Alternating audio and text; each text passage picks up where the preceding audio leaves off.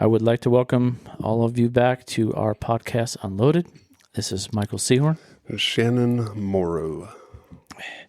Shannon, how you doing today, bud? I'm doing pretty well overall. How are you doing, Mike? I'm not sure. Good answer. Not sure, man. Yeah. This might be a little, or not a little. This is probably going to be pretty organic today, man. Well, yeah, we've already just before we hit record, we're like, "What are we doing today?" Well, I have no idea. Let's see what happens. Yeah, it's going to be good, man.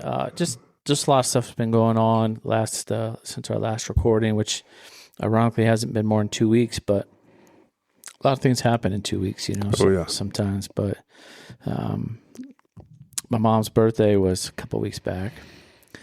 So for my listeners that don't know, because we haven't really talked about it, my mom passed away last year in last September. So still fresh, still new. Yeah, first birthday without her. Well, yeah, and ironically, it came up on FB, Facebook, which I'm not a Facebook person, but just kind of how the universe works, man. I was trying to sell something on the marketplace, and you can't sell anything on the marketplace unless you have the profile up. So I had to reactivate it. And then, that morning, it popped up, say happy birthday to your mom. I was like, bruh. Huh. So I didn't put a ton of thought into it in that moment when I read it, but definitely hung out with me throughout the day, man. I appreciate you acknowledging that now. Like, holy moly, man, this is the first time in my life when it's been my mom's birthday and she isn't here, having lost her in less than a year ago.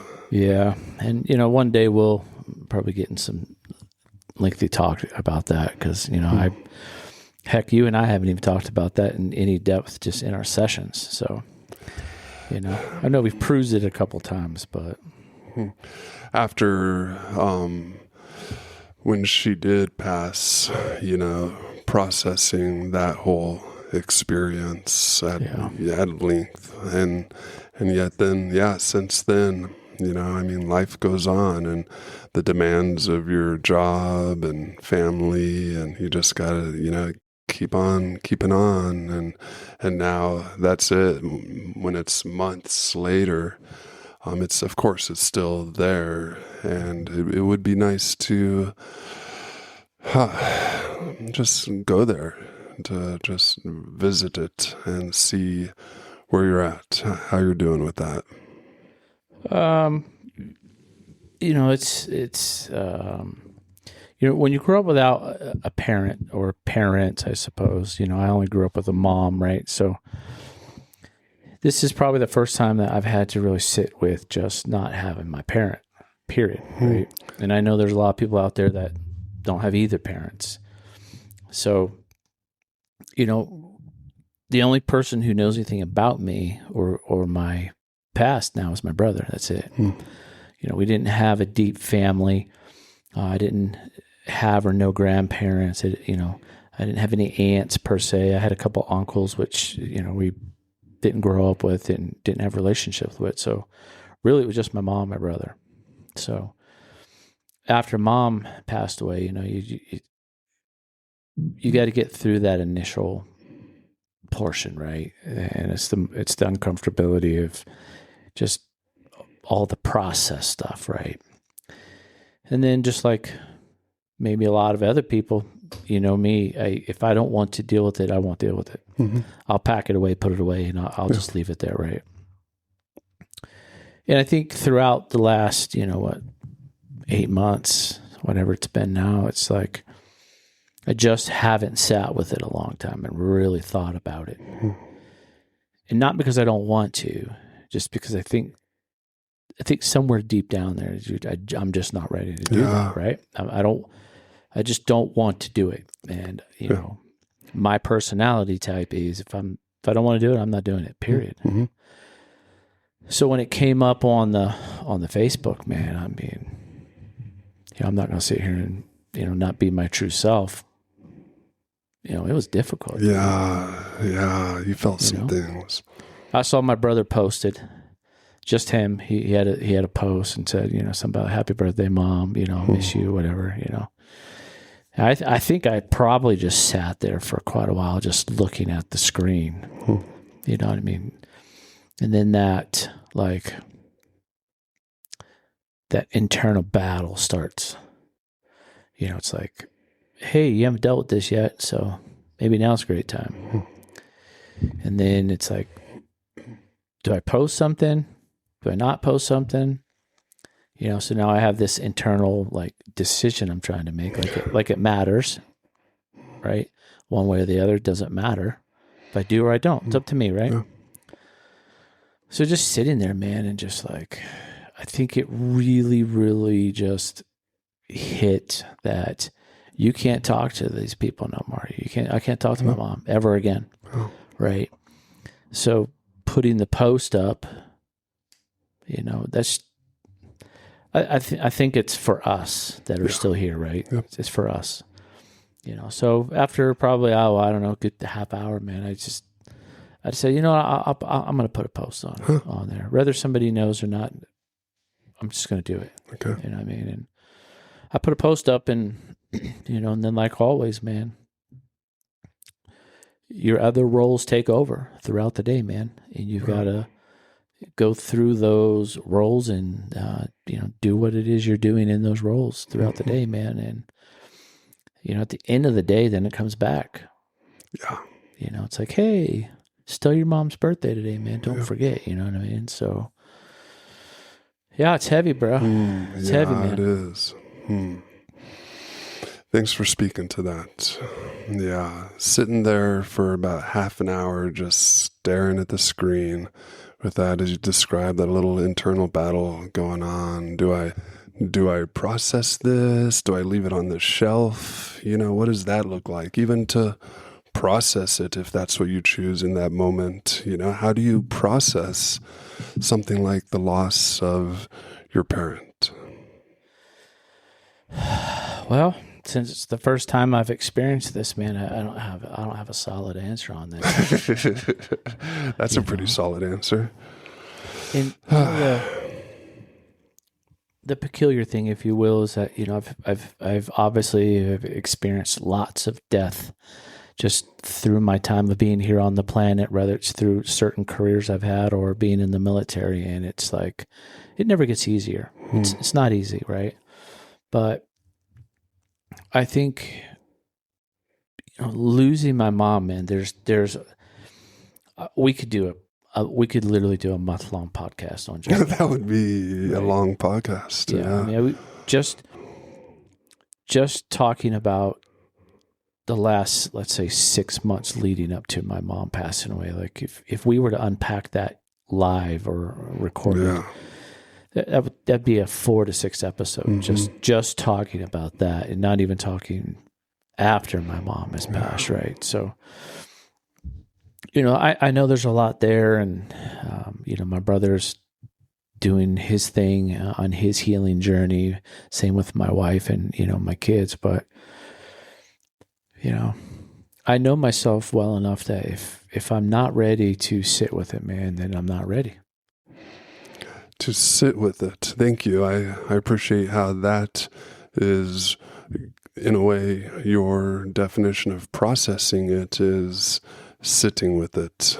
You know, the sitting with the loss, the grief, the emotions that come, sitting with the discomfort of sadness, of mourning the loss of your mom, just being in it. And instead of when you choose to not, and just keep it up on the shelf there. You know, that really is it. Yeah, you know, something that I did, and I think I mentioned this to you, is after my mom passed away, it was early in the morning. I would say it was between like 04 and 05, if I remember right.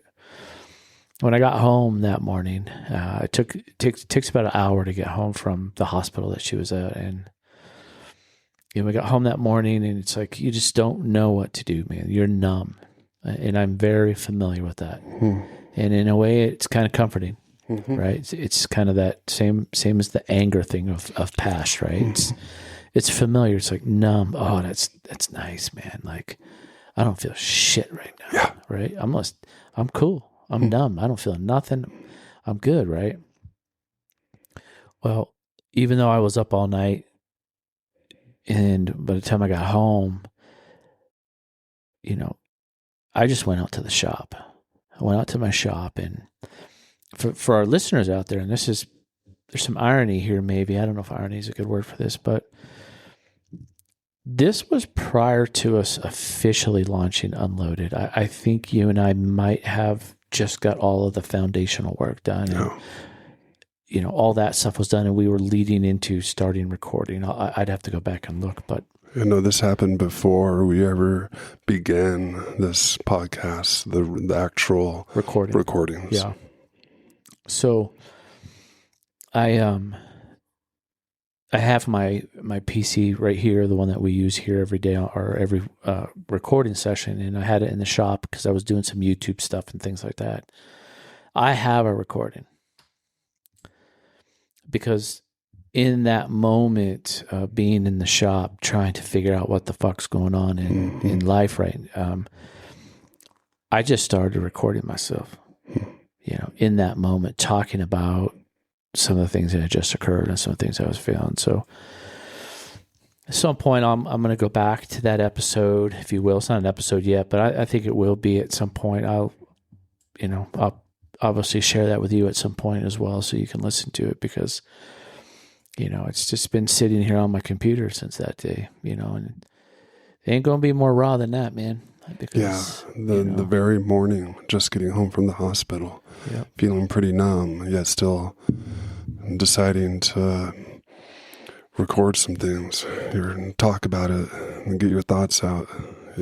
Yeah, it was difficult, because my brother was unable to be here, and he had to go to work, and he was at work, and then of course my wife's crying and doing her thing, and so it wasn't like I was going to call Shannon at 5:30 in the morning, which I could, and I know I could, but I just chose to hit the record button, and just between all of us, people listening and you, I haven't reopened that file. I don't know. Huh. I don't remember the full context of what I probably said. I think I have an idea, but we'll have to unpack that at some point, and because I say it all the time, and I'm going to keep saying it. This podcast, it was created to help everyone, anyone who felt alone, anyone who just needed to know that they're not feeling something that nobody else has felt, or so that, maybe that somebody hasn't gone through something similar. Right. And I feel like, grief is just a motherfucker. I've seen it because I've been on both sides, just like most people that have gone through it, right? Yeah. Grief. Yeah. Oof. The pain of loss. And then grieving that loss. That's one of the hardest, saddest, most angst, just as you experience some firsthand. And it's even coming up a little for you today, upon your mom's recent birthday. And we do, like your experience, we somewhat have a choice of how, where, when to maybe allow for the expression of that grief, feeling that grief, really just, sitting in it, feeling it, and then it starts coming out. We start expressing it through crying or whatever it is, or talking about it, journaling, hitting record, just making a recording to yourself, but it is one of the more challenging parts of life is loss. Yeah, it's definitely, we talk about this a lot too, man. You want to talk about some weight, man. There's a lot of weight to that, and it's the way I look at it in my mind is that, that weight can fill your entire backpack if you allow it. Oh yeah. Right. And there'll be no room for nothing. You couldn't put a pencil in your backpack, right? So I think subconsciously sometimes, which I've talked about openly on some of these other podcasts, is, thank you, United States Army, because they definitely have a little bit of sway into this, but compartmentalizing is very comfortable for me. Mm-hmm. I'm okay doing it. You and I have talked over the decade about that, and the pros and the cons, because there's both, right? Mm-hmm. And I know myself is I'm really comfortable packing things up, putting it on the shelf, and just leaving it there and not touching it, and just keep moving through things and then dealing with the other things that are coming and going, right? I feel like this is so far outside of that preview, if you will. Like, this isn't that I want to ignore it. This isn't that I just don't want to deal with it. It's much, much deeper than that. And I feel the deepness of it. And I don't care if anybody that's listening doesn't understand what I'm talking about. I'm trying to explain something that I don't know if there are enough correct words in our English language to try to explain it, if that makes any a sense. And because I feel the deepness that unpacking is going to have, I have to make sure that I'm in the right place. Good. To sit with it, to unpack it. And I'm not unpacking it all together. I'm going to tell you that right now. So there's a lot of things that I have to be okay with, for some of the things I said, for some things I did, for some things I didn't do, right? Because that's that part of that grief is we go back in history and now you start cherry picking, right? You're like, oh man, I wish I wouldn't have said that, or man, I should have said this, or man, maybe I shoulda, coulda, woulda. You start going down that path, and that's suffering with a capital S, right? Because you can't change that. I know that. You know that. We all know that. But it doesn't make it any easier not to look at that and have to address that at some level, right? So I know it's fresh because, my mom's birthday's not even been 3 days. So it's going to take a lot of time for me to get to the place where I'm like, hey, man, like today I want to start unpacking a little bit of that. If I have to go back to a monastery on the side of a mountain, I'll do that. Yeah. But, we talk about the weight that we carry all the time on this podcast, and grief is in my opinion, it's a backpack filler, man. And I can see how people unravel when they're going through that process, because you just feel like, I can't deal with anything else but that. I can't deal with my boss, my employees. I can't deal with my family. I can't deal with this. I can't deal with that, because I'm so overly encompassed by just dealing with that grief, man. Yeah. Dealing with grief. And when it seems to push out everything else. I mean, how are you supposed to keep working or keep parenting or keep showing up in the ways we normally choose to show up when suddenly that backpack feels like it's just a giant granite boulder? We can't even get it up off the ground. How then do we keep on keeping on if it's so heavy? Well, you identified it earlier. You compartmentalize. You're just like, well, nope, not right now. Right now I'm going to work. But wait, if that weight is so heavy, how do you just compartmentalize that? How do you go to work? How do you just take care of things, take care of others and yourself if this big old thing, I mean, how sturdy is that shelf? Well, that's fair, man. It's difficult for me because I understand that I come from a different angle because of the last 11 years of my life. I have worked every day, day in and day out, week after week, year after year, on just understanding my own emotional being, my own emotional psyche, if you will, doing the work and, doing the meditation, doing the therapy, doing all of these things for, I think we'll be on 12 years here coming up pretty quick. And I understand that has a lot to do with where I'm at currently in my life. And I understand that not everybody, we know that no two people are going to deal with things the same because we're two different human beings, right? Now, I don't know about twins and those things, but just normal human beings, we're all going to handle things specifically however it is that we deal with things as a human being. I understand that. So for me, compartmentalizing is something that I think I learned at a very young age because of the environment that I grew up in and because of some of the things that I had to go through in my early childhood years. And back then, I didn't know what the hell compartmentalizing was. I didn't know it was a thing. Right? It was automatic. This is something we do without even being aware that we were doing it. We dissociate. We just block out. It's repression, suppression. It's a very common and sometimes even necessary, psychological trait. Yeah, and I think now, obviously, 53 years soon to be here on this planet, like, I can look back now and be like, oh shit, I compartmentalized a lot of stuff when I was young, right? However, just like you and I have talked in our past, there are years I have no memory. Good, bad, or indifferent. I got nothing. They're just blank and black, right?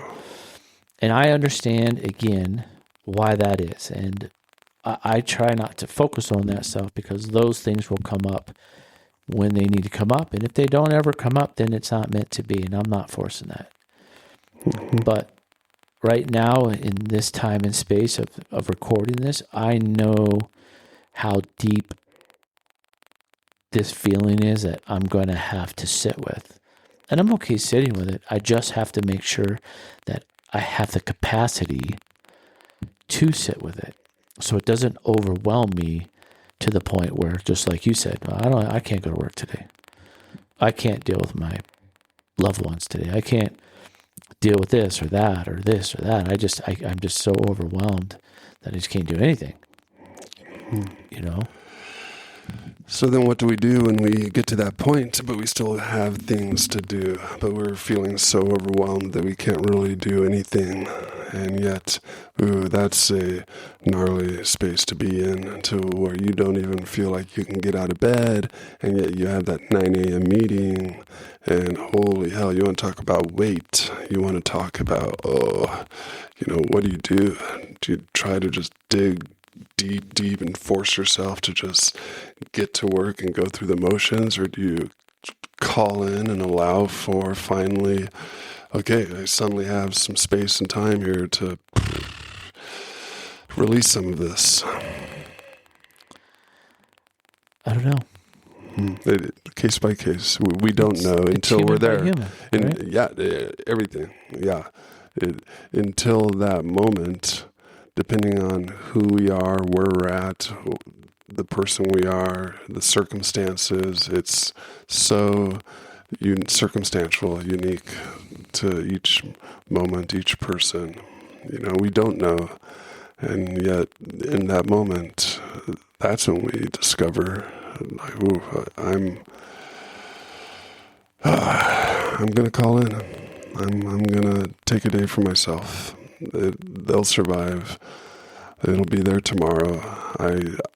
Trying to go in and gut this out is not worth it. That wouldn't be healthy for me. I'm pretty topped off. I'm just gonna care for myself today and have a good cry, whatever it is. Go get a good ice cream later.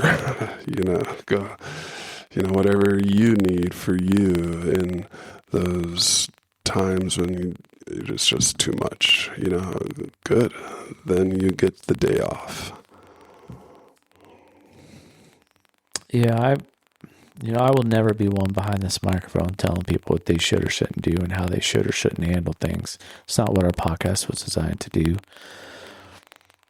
We talk about these things because we understand that there are literally millions of people that have to go through this, right? Because we know that the cycle of life is the cycle of life. You can't beat it. It's a 1-for-1, right? And I think personally, the thing that it's difficult for me, because I don't want to sound callous on one hand, but I also don't want to make light of this situation. But I do really believe that all the things that we have tried to do in our past, at some level, it is the foundation of who we are at some point in our life, and it's how we deal with things. And the way I look at that is, I tell people all the time, the Army ran the run out of me. I don't like to run anymore. I fucking hate running. I hate it with a passion. Okay? So I have a car, I have a bike, I have a motorcycle. I don't give a fuck. I got 2 wheels on something, right? I just don't like running anymore, man. It hurts, right? So I would never go out and say, hey, man, I know you're a marathon runner, man. I want to train with you. Bro, that dude's going to blow my doors off. Matter of fact, he could probably walk faster than I could run, right? But all of his training in running and doing his marathons or their marathons or whatever their training regimen is that dude could probably take a month off, come back a month later, let's say he had an injury, pick up where he left off, rehabilitate a little bit, and then he's off to the races, literally, right? That's not me. That wasn't my training path.